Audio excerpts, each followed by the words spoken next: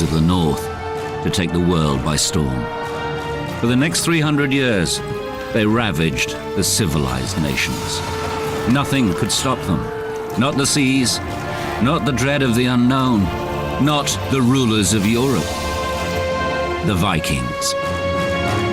Explorers, settlers and traders, Vikings struck out in search of plunder and legitimate wealth. From the shores of North America to the markets of Baghdad, they threw open the borders to social, political and economic change. And then they vanished. 1,200 years ago, the Vikings exploded out of the cold North Sea, like beasts unleashed upon an unsuspecting world. They came from the land of fjords, a land hard to farm, and bitter clan rivalries, modern-day Scandinavia. They left behind legends of their violence and courage, sagas of exploration and conquest, along with treasures buried in their Scandinavian homelands.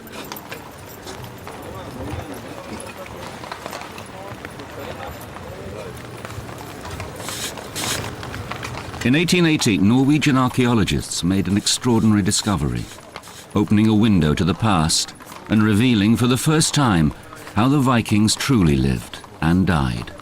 They found shards of strange tools, jewels and wood carvings. It was amazing. It transformed Vikings from a marauding culture of the north with supposedly horned helmets and swords descending on Europe into a people who had a civilization as complex and as artistic as any in Europe at the time. One object, unearthed at a number of burial sites across Scandinavia, revealed more about the Viking Norse people than any other.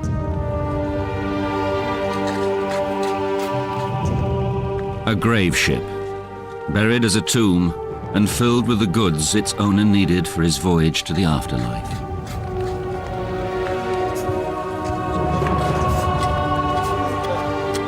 The only way to get from place to place was by boat, and they developed wonderful boats.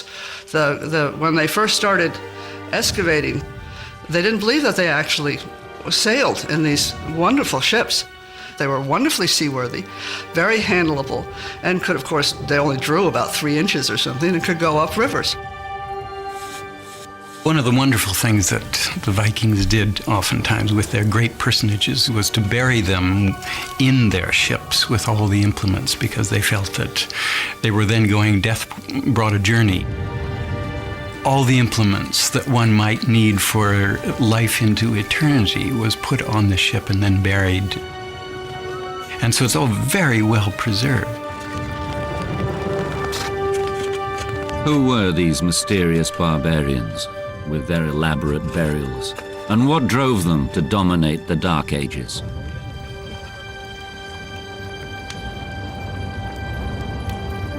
Their story began in the late 700s in the uplands of Norway. We do have some indications of what life was like before the Vikings took to the sea and began their raids. They tend to be a sedentary, agriculturally oriented people who were pretty much organized around villages or clans of some sort, probably familially oriented, although we're not exactly sure about that. But they tended to have chiefs who ruled these little groups and sometimes had war in between them. But the Viking life was very much one of survival. The climate was colder than would have been in the rest of Europe. The weather could be brutal at times. It was probably difficult to stay alive, and that's an important point to make. At the dawn of the Viking Age, the family farm was the basic economic unit of Norse life. As farmers and herdsmen, they planted grains and vegetables during the short growing seasons and relied heavily on livestock. But peace in the Northland was coming to an end. The expanding Viking population needed more fertile farmland, and tensions boiled over. Inevitably, violence flared between the Viking clans, As the stronger attacked the weaker, raiders fell on farmers with axes, swords, and brutal violence. Land feuds erupted with utter lawlessness. Basically, a king was a man who had a big farm, and he had his bonders, his farmers, and his slaves. And whenever he felt like going and attacking somebody else, he just got all his guys together and went off and attacked them. The Vikings would run into the village, grab everything they could, take off again. So it's not terribly sophisticated, but very effective.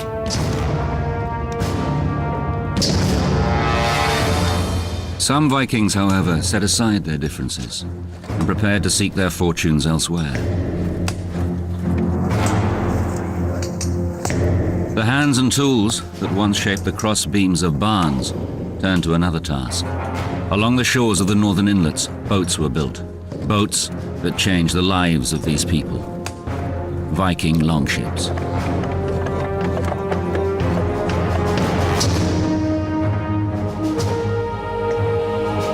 These extraordinary vessels, revolutionary in design, took history on a new course and launched an onslaught that dominated Europe and beyond for the next 3 centuries.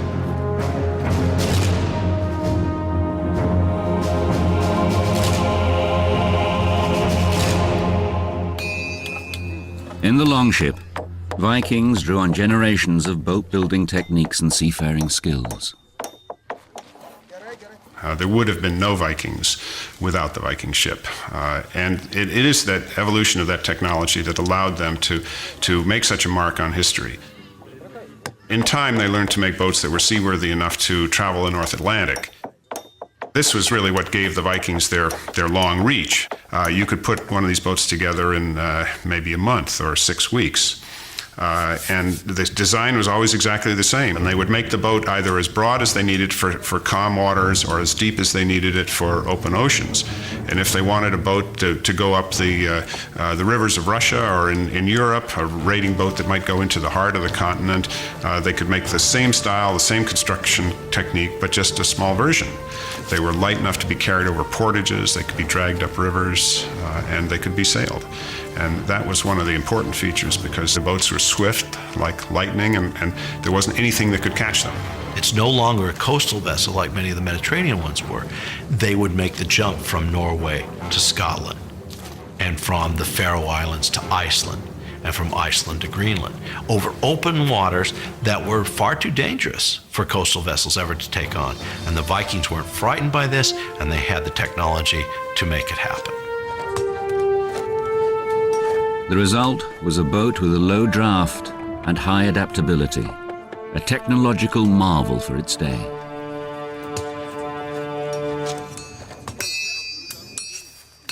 No single king or central government led these people. Each Norse village acted independently. Each declared its own king. The Vikings banded together on this bold mission, leaving women and children behind and taking to the seas.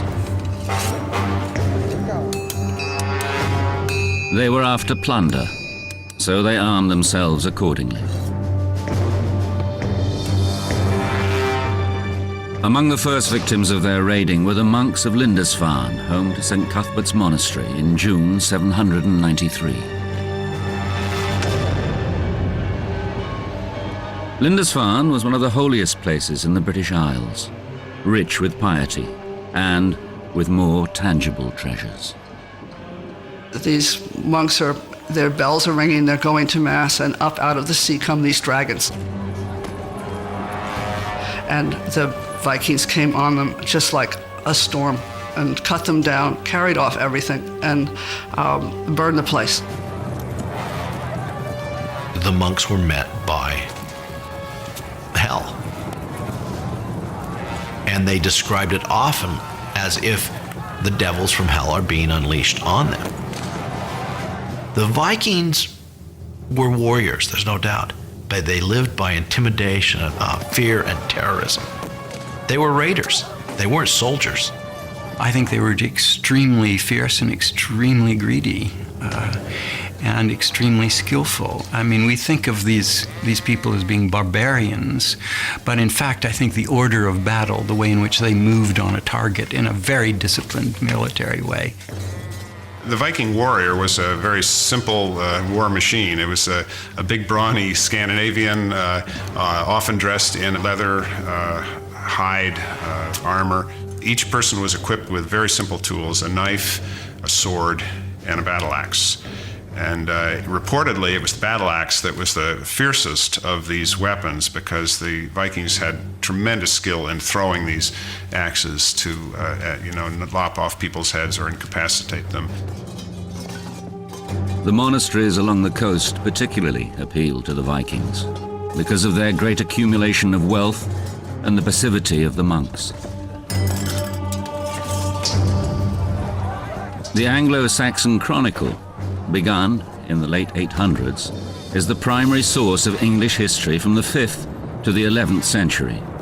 It records the terror wrought by the Viking invaders. The ravages of heathen men miserably destroyed God's church on Lindisfarne with plunder and slaughter. This attack on these monks and their treasures in 793 AD was an historical milestone, the first major Viking sea raid. But Lindisfarne and the other vulnerable monasteries along the coast of the British Isles were only the beginning. As the 8th century drew to a close, the Viking raiders set their sights on larger prizes. The major cities of Europe were about to feel the power and the fury of these Norsemen and the bite of their steel. The Vikings left Scandinavia to plunder. The 793 AD attack on Lindisfarne sparked an inferno of Viking barbarism that threatened to consume all of Europe.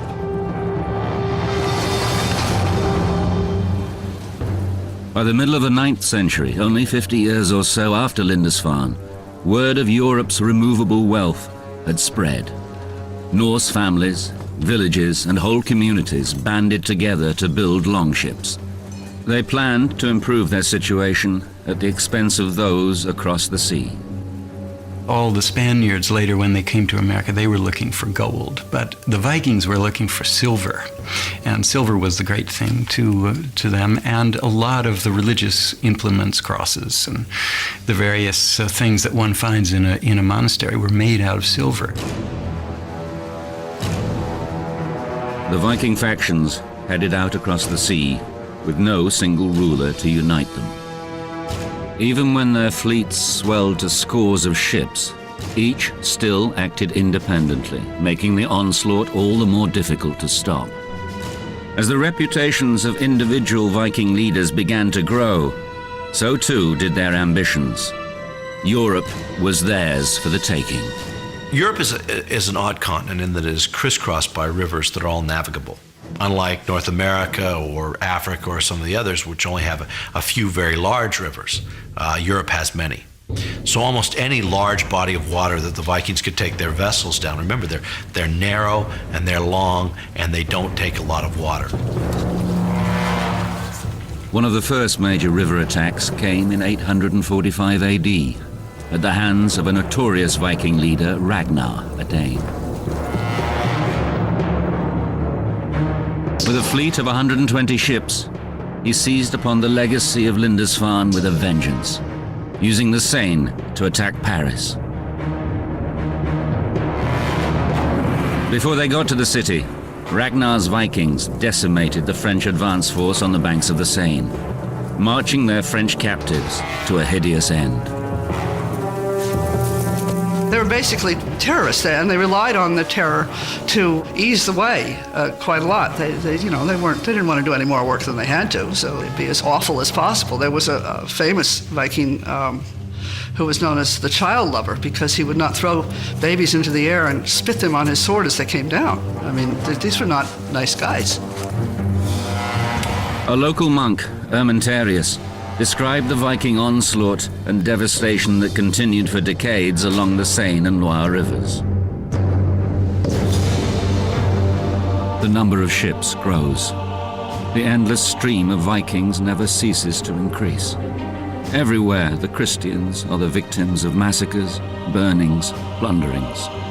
The Vikings conquer all in their path, and nothing resists them. When the large Viking fleet sails down the Seine River and proceeds on Paris, this huge town that is well defended, the king of France, who is residing in Paris, chooses, instead of facing them and the possible destruction that could come from facing the Vikings, actually decides to buy them off. The King of France, Charles the Bald, paid Ragnar nearly 6 tons of silver and gold bullion to get the raiders to leave and never come back. It had the opposite effect. As word spread that such loot could be had, that land and goods were everywhere, the pillage of northern Europe continued with a fervor.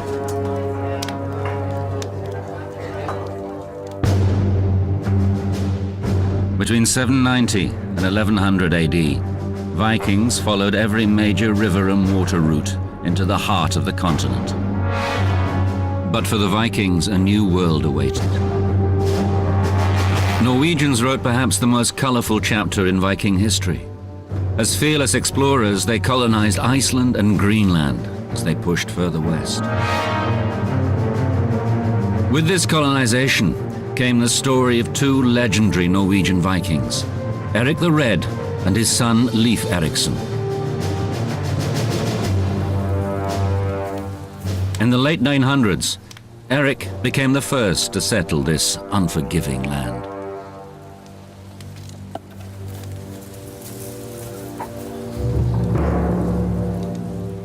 A fiery character, Eric was soon banished for 3 years from Iceland as well. He sailed west and settled on the east coast of Greenland. And so he begins to advertise this land, and he can't very well say, by the way, we only have a little bit of coastline that is at all habitable. So he goes over and says, we've got Greenland. It's covered in green. Some of them undoubtedly come, see what it is really like, and go home. But a lot of very strong and stalwart and hardy Vikings stay, and they have a life that is very harsh. The ground wasn't very tillable, but fishing was available, and other meat was available. But it was a harsh land. During Eric the Red's leadership, a Norse agrarian society scratched a living in this distant land. For government, the villages convened at Althing, a kind of public assembly or court of law transplanted from their homelands. Here, free men had the right to speak in their defense and on issues of community concern. From this community of freemen came Eric the Red's son, Leif Erikson. Like his father, he yearned to explore. In the year 1000, he set sail.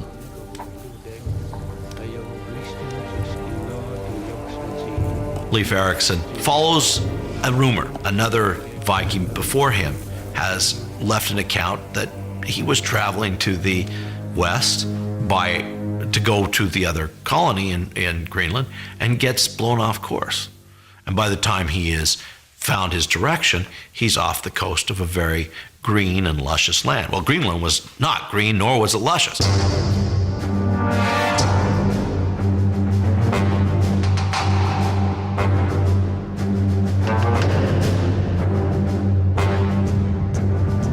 This is a fascinating thing, and still very controversial in a way. I personally believe that America was discovered by the Vikings in or about the year 1000. Leif Erikson's village in Newfoundland has been carbon dated, for example, precisely to the year 1000 AD. So we know that Vikings were at least in Newfoundland, and probably farther to the south than that. The Greenlanders' attempts to settle here failed. The Newfoundland colony lasted only a decade. But 500 years before Columbus made his epic journey, Vikings had linked the eastern and western hemispheres. After wintering in Newfoundland, Leif Erikson returned to Greenland and introduced something new to the island settlers. With the same tools that built the longships, they built the rugged crosses of a new religion. They decided that they would convert. Leif Erikson went to Norway, where the king asked him specifically to take Christianity to Greenland and to Christianize Greenland colonies, which he dutifully did.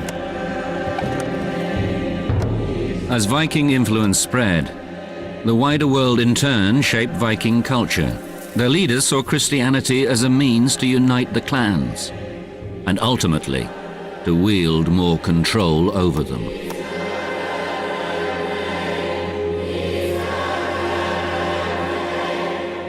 At the dawn of the 11th century, 200 years after the attack at Lindisfarne, the Norse people still had no single king and little sense of solidarity. It was Christianity that presented a reason to unite. But the Christian Vikings experienced resistance from their pagan tribesmen to give up their ancient gods. The kings began to go for Christianity because it helped them. It helped them consolidate power. And they began to impose it on these people. And there was a lot of struggle. The people didn't like it. They didn't want to give up their old ways. They were afraid of giving up their old ways. There were some Christian missionaries that came on the island and went around and converted a few, but there were a lot of skeptics. And at one certain occasion, they decided that they were going to go into a test against the pagan deities and the representative of pagan deities, which was known as a berserker, a man who was a little crazy, to put it nicely. And so these Christian missionaries challenged him. Said, we'll build a fire, and you pagans build a fire. If the berserker passes through your fire but can't pass through ours, then we know Christianity is won. If he can't pass through yours, then we know paganism is won. It's almost like an Old Testament duel, right? Well, the story says that the Viking berserker came in, passed easily over the fire that was made by the pagans, but could not penetrate the fire that was made by Christians. And thus everyone around saw that Christianity was the right religion and thus joined. Back in Norway, the great catalyst for Viking unity emerged in the destiny of one young boy.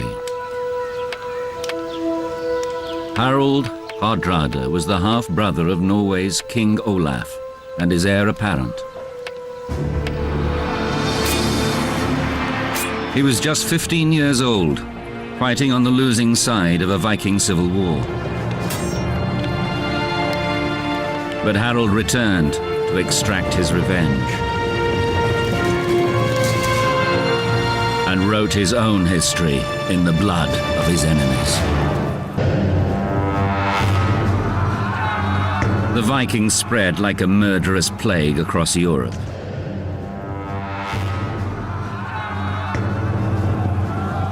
The first to fall were unarmed monasteries, but soon the invaders took terror deeper into the continent.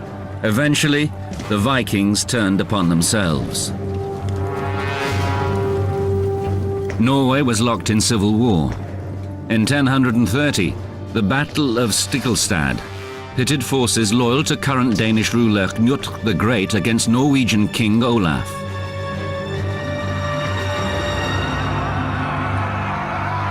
From the ashes of the infighting, a young warrior had risen, Harald Hardrada, King Olaf's half-brother and heir. In the middle of the 11th century, as Harald grew to manhood, he developed the ambition to lead and unite Norway. But first, he had to win the power to do so.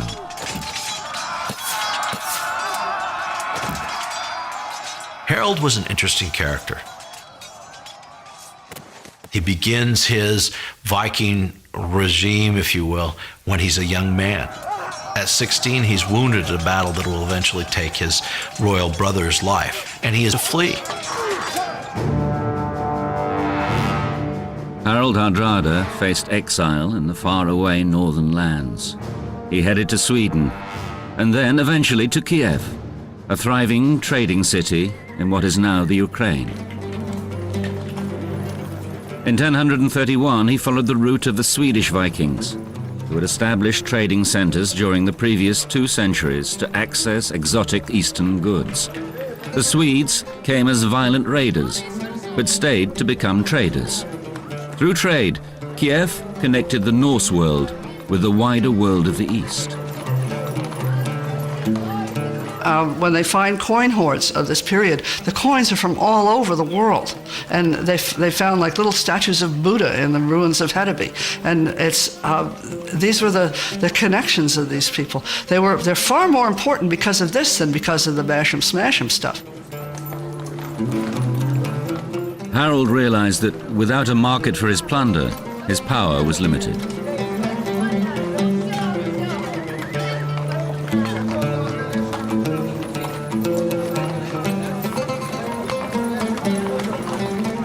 The Vikings had lived on trade for hundreds of years. When you go out there and you trash a monastery and you grab a bunch of cups and some manuscripts, you're not going to take them home. You know, what use are they to you? You have to go someplace and swap them for what you really want.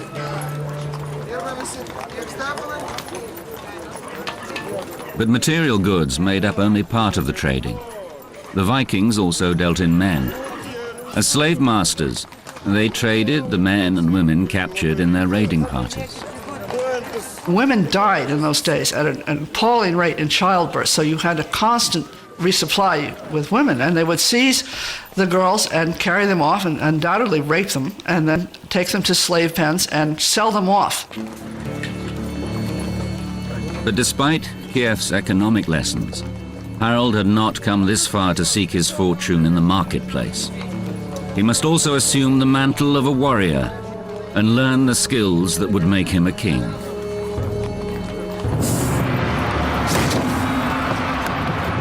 By the year 1038, Harold had grown confident and hungry for plunder, leading an elite force of Viking mercenaries.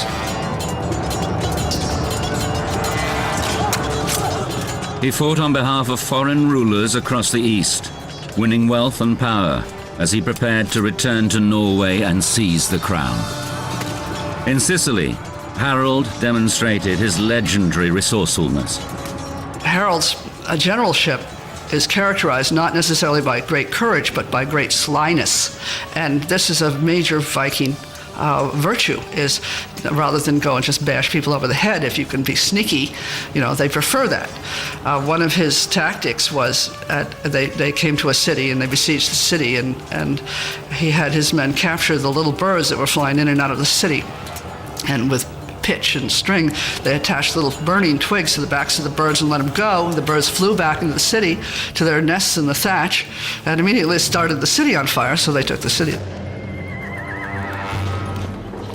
In King Harold's saga, 13th century Icelandic historian Snorri Sturluson told of the plan's effectiveness in conquering Sicily. At that, all the people came out of the town begging for mercy, he writes. The very same people who had been shouting defiant insults at the army and its leader for days on end. Harold spared the lives of all those who begged for quarter and took control of the town.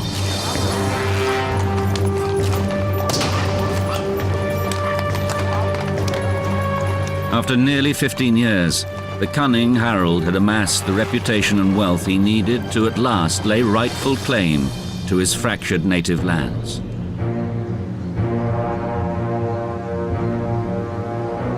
In 1046, he headed back to Scandinavia, a famous mercenary with the riches and ambition of a king, but without a title.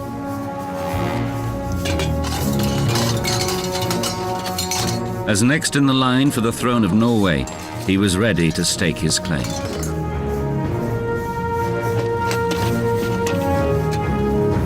Problem is his nephew's on the throne now. And so in order to reclaim it, he has to do a little dealing. All right, what do we do? He's a pretty politically astute individual, and so, of course, he makes a deal with his nephew that they can co-rule the throne. That works. Nephew dies in a year. We don't have anything to suggest that Harold puts him to death, although there are certainly accusations that are thrown in this direction. Harold doesn't deny them. And ultimately, Harold is now back in charge of Norway.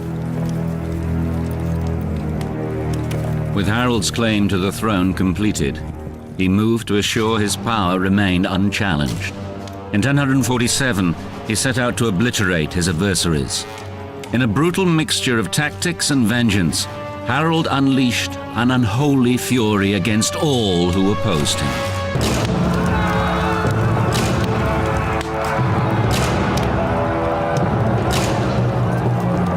In 1047 AD, after years of gaining power, Harald Hardrada became king of Norway.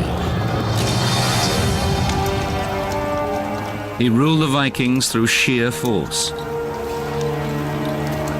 Harald's men were merciless as they lay waste to the farms and villages of those who opposed him. Their message was simple: submit or die. Across the country, Harald's enemies paid the ultimate price for their disloyalty.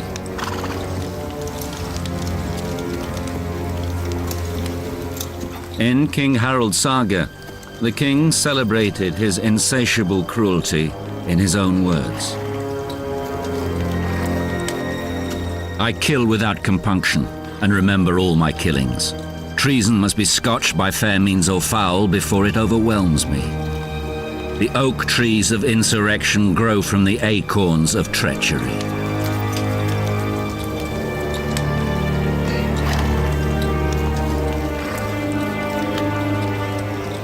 With the insurrection crushed, a celebration was in order. King Harald's faithful supporters filled his longhouse for a lavish celebration. If you had a lot of money, if you had lots of gold, you were a very big he in the Vikings because you gave it away to people. This was how they accumulated their armies. Well, you've got to feed these guys, and also you've got to be able to lay gold on them because that's what they want. You have to be able to hand them a gold ring when they do something wonderful, or give a skald a gold cup or something. So you have to have a huge amount of treasure, and if you have a huge amount of treasure, then you become an important guy, and which is the whole point of Harald in going through these palace plunders, which was where you accumulated a lot of gold. The Viking lord was a man who attracted men to him by power of personality, and he had to have a reputation for victory, for getting out there, taking you someplace, getting you a big victory, and not getting you killed. So men accumulated at these halls, and they would have huge feasts, and everybody got lots of gold, and everybody drank lots of mead, and then every once in a while they'd all get together and take their swords and go off and kill somebody. But for the most part, it was this great Viking hall thing that was kind of the center of Viking life. In the Great Hall, Viking political deals were made, allegiances forged, and power wielded. It was a very fluid system that allowed Vikings to take advantage of, whatever the situation was, and to move and reformulate. And it could flip over in an instant if a leader fell or was killed in battle or humiliated or something happened, and somebody else would rise up immediately, often from a totally different direction. With Kiev as his model, King Harald set out to create a major trading center at a strategic seaside town where goods from all over the world would be available. The town was Oslo, destined to be one of the region's great ports.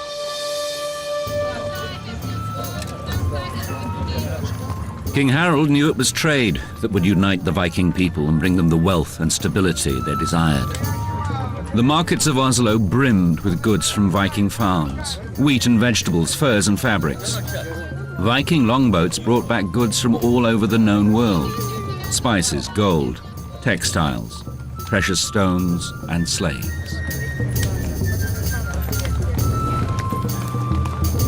Pottery and glass from Germany were traded, silver jewelry from France, and coins from the faraway Arab lands.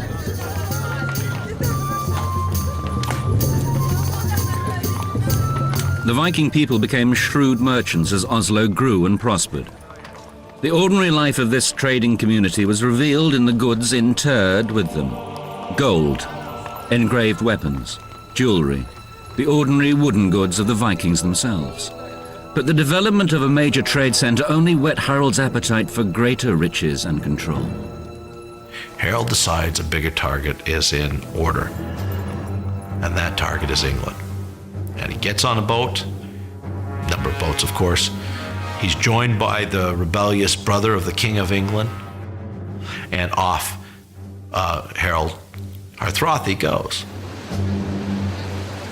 As he looked toward England in the future, Harold surely imagined his own empire stretching as far as his longboats could take him.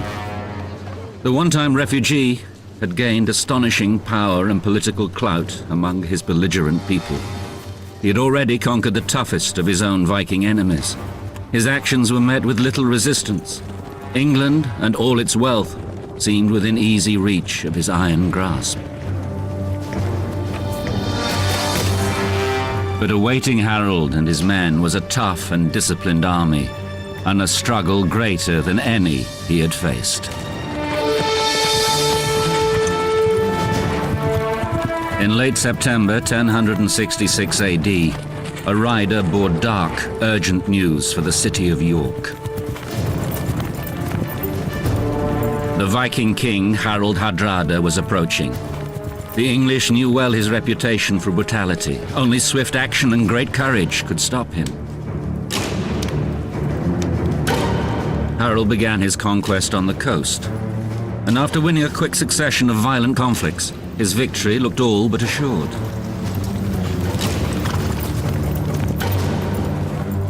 York seemed prepared to surrender. Harold and a contingent of his troops headed for Stamford Bridge, some 7 miles from the city. He'd expected York's leaders to pay homage and to present hostages as tribute.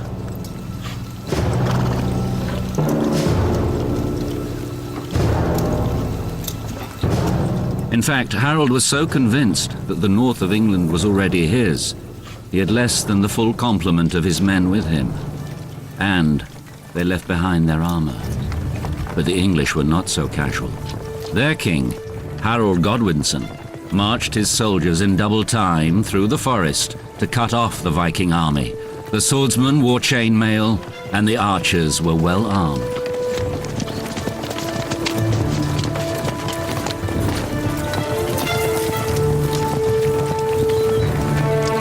When the English army shows up, at least the sagas tell us, they're completely surprised as they see the armor shining in the sun of the midday, coming closer and closer to them. They don't know who it is. But as it gets closer and closer, they recognize who it is. According to King Harold's saga to the Vikings, it looked like a sheet of ice when the weapons glistened. A fateful decision took Harold. Rather than retreat and wait for the rest of his troops to arrive from the ships, he wanted to fight. At one point, the English pulled back. Harold sensed victory, and his forces broke formation. There's a story. One warrior stood on the bridge and held off all the English. These were tiny, tiny armies, but that's not unheard of in the Middle Ages, where battles with large numbers of armies are not that common.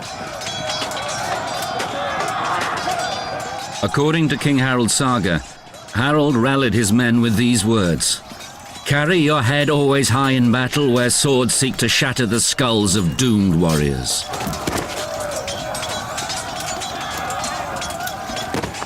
The guy on the bridge held them off, but then once he was jabbed, they were able to get to Harold. With the bridge open, the English soldiers poured down on the lightly armored Viking forces, cutting through them like a scythe. The battle was savage. The Viking used all their skill and courage, but one after another the Vikings fell, their blood soaking into the English soil in an appalling slaughter.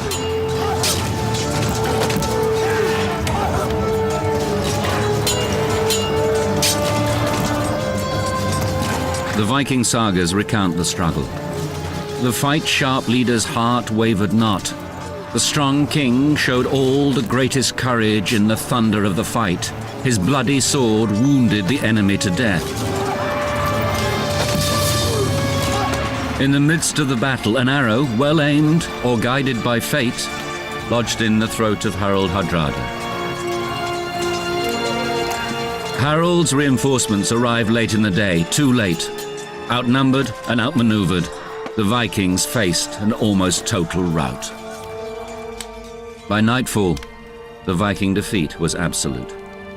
Harald Hardrada arrived in England in September 1066 with thousands of soldiers and the grandest ambition, but found only ruin and death. Harald Hardrada had 270 ships to bring over his army from Norway, and only 30 returned. In the decades following, the Vikings continued their sporadic attacks, but none reached as far or came so close to empire as Harald at his last stand. In a matter of weeks, a new era of European history took hold. By the time of Harald's death in 1066, Viking influence had spread deep roots throughout world culture, trade, and history, and sowed the seeds of Viking downfall, assimilation, their absorption into the lands they colonized, and the spreading, unifying force of Christianity brought about their end as much as any single defeat in battle. Essentially, Europe's history changes. Russia is now Russia, land of the Vikings. The Rus were Vikings. Normandy is now land of the Normans. The Normans were Vikings. Ultimately, the Normans would conquer England. And so their legacy is extensive in the history of Europe. As warriors, as settlers, as explorers and traders, Vikings were agents of an extraordinary social and political change, spurring global economic growth and the fortification of Europe, along with the development of national identities, advances in shipbuilding and navigation. Their brutal raids gave Vikings an enduring reputation as